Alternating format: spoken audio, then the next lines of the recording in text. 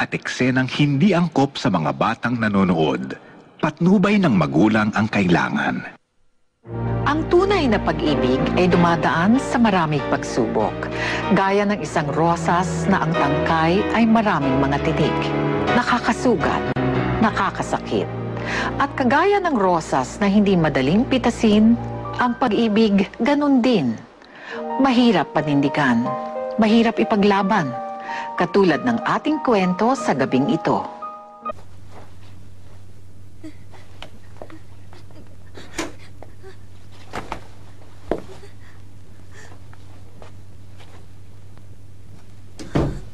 Bakit? Ano nangyari? Kanina pa ako naghahanap na susuotin ko. Wala akong makita eh. Gusto ko yung magugusto mo yung ma-appreciate mo. Pakiramdam ko kasi para pangit-pangit ko. Tanda ko na. Gusto ko mabihis maganda para maganda ako sa paningin mo. Pagkamatra ka pa sa ibang babae. Posible naman mangyari yun, di ba? Wala akong makita.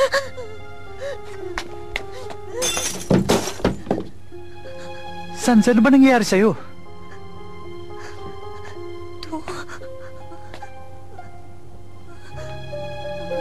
San, ano ba?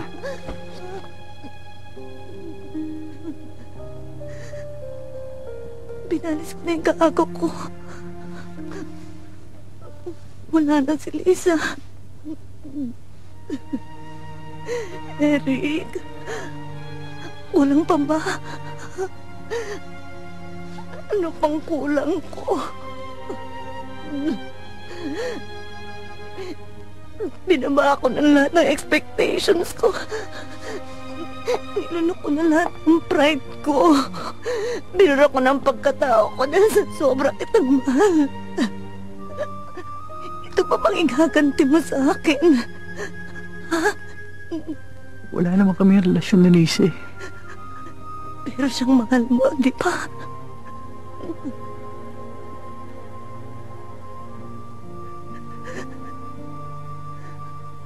Pero iniwan mo ako, di ba?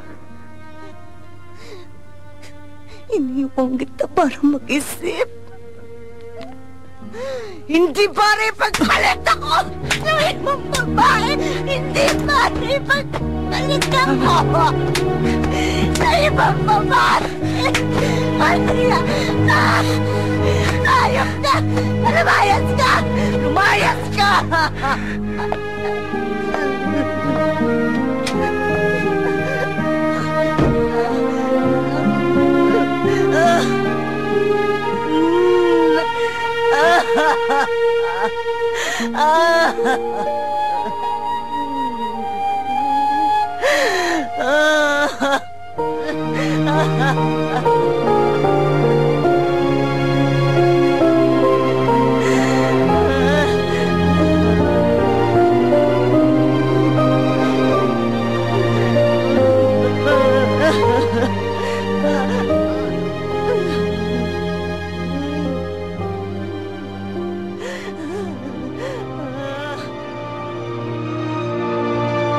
Sugat sa puso na kayang hilumi ng panahon. Lalo pat, ang pinakamabisang gamot dito ay ang wagas na pag-ibig. Pag-ibig na minsay nakukubli, minsay na ipagwawalang bahala, o minsay natatabunan ng isa pang pag-ibig.